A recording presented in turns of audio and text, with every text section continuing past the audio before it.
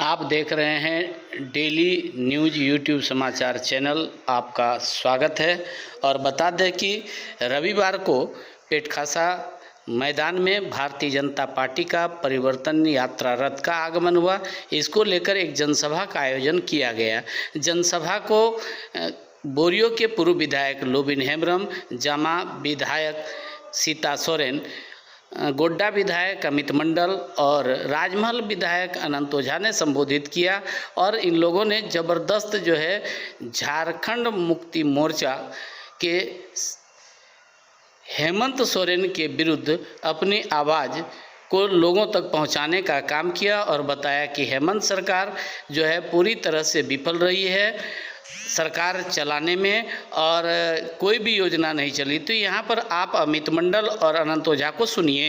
सड़क कि हर ऐसे जन नेता जिनका अपमान झारखंड मुक्ति मोर्चा ने किया है, आज सबका सम्मान भारतीय जनता पार्टी ने करने का काम किया है। झारखंड मुक्ति मोर्चा नहीं रहा, जेएमएम का पूरा नाम आज की डेट में झारखंड मुस्लिम मोर्चा होकर रह गया है। आदिवासी के बाद जेएमएम नहीं करती है, आदिवासी का बात जेएमएम करना बंद कर चुकी है।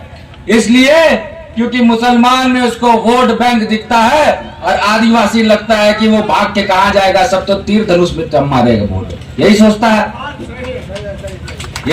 है ना नेता कि जब बरहेट होगा, लिट्टीपाड़ा होगा, शिकारीपाड़ा होगा तो आदिवासी जाएगा कहां?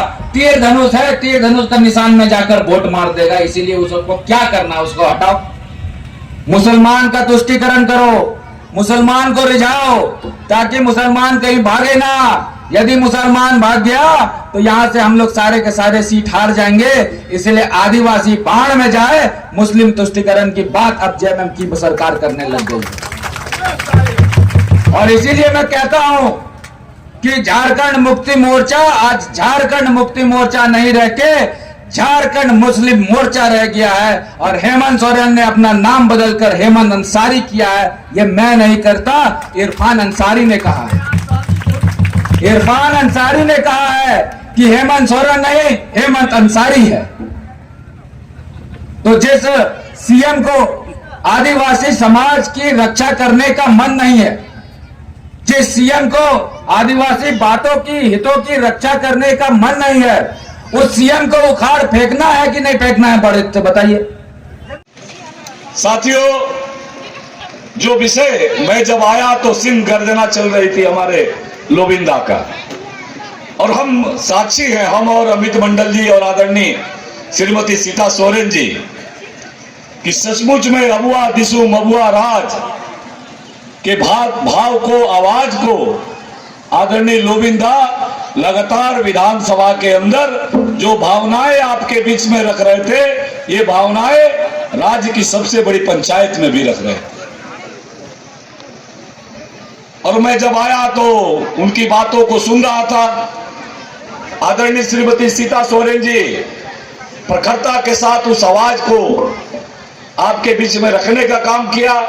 और हमारे युवा साथी श्री अमित मंडल जी ने भी इस बात को रखा।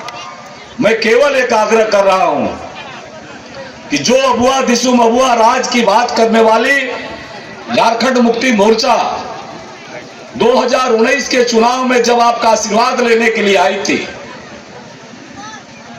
जिन बातों को कहा था, 2024 में माननीय मुख्यमंत्री जी का ये विधानसभा है, जरा पूछो कि बरहेट विधानसभा में जनता के साथ क्या आज बीता है। बरहेट विधानसभा को किस प्रकार से, और मैं तो बरहेट से आगे बढ़ करके पूरे साहेबगंज जिले की बात करता हूं कि साहेबगंज जिले को किस मुकाम पर ला करके आपने खड़ा किया है।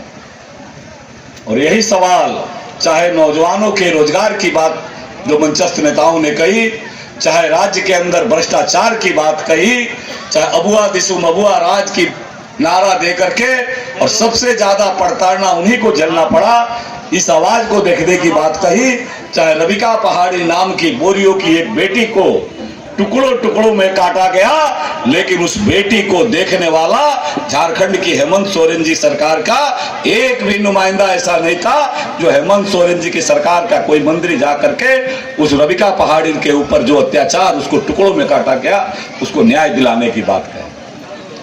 बहनों भाइयों, संथाल की माटी को बांग्लादेशी घुसपैठियों के हवाले इन्होंने वोट बैंक की राजनीति के कारण, तुष्टीकरण की राजनीति के कारण उनके हवाले कर दिया।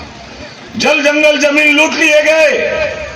आप याद करिए, बरहेट के आसपास के इलाके को देखिए, कैसे बांग्लादेशी घुसपैठियों ने आपके जमीन पर कब्जा किया, कैसे बांग्लादेशी घुसपैठियों ने हमारे संस्कृति पर हमला किया है, कैसे बांग्लादेशी घुसपैठियों द्वारा हमारे खाद्यान्न सुरक्षा पर हमला हुआ, कैसे हमारे संसाधनों पर ये बांग्लादेशी घुसपैठिए काबिज हो रहे। ये लड़ाई भारतीय जनता पार्टी ने इस घुसपैठ के खिलाफ लड़ाई शुरू की है। हमारे आदरणीय श्रीमती सीता सोरेन जी, अमित मंडल जी, ये भारतीय जनता पार्टी ने लड़ाई लड़ी है और उस लड़ाई को परिणाम तक पहुंचाने का काम हमारे देश के गृह मंत्री आदरणीय अमित शाह जी जब साहेबगंज की सभा में आए थे तो अमित शाह जी ने कहा कि चुन चुन करके एक बांग्लादेशी घुसपैठी को भारत की मिट्टी से, संथाल परगना की मिट्टी से चुन करके उसको वापस बांग्लादेश भेजने का काम भारतीय जनता पार्टी की सरकार आएगी तो करेंगे। और यही सपना था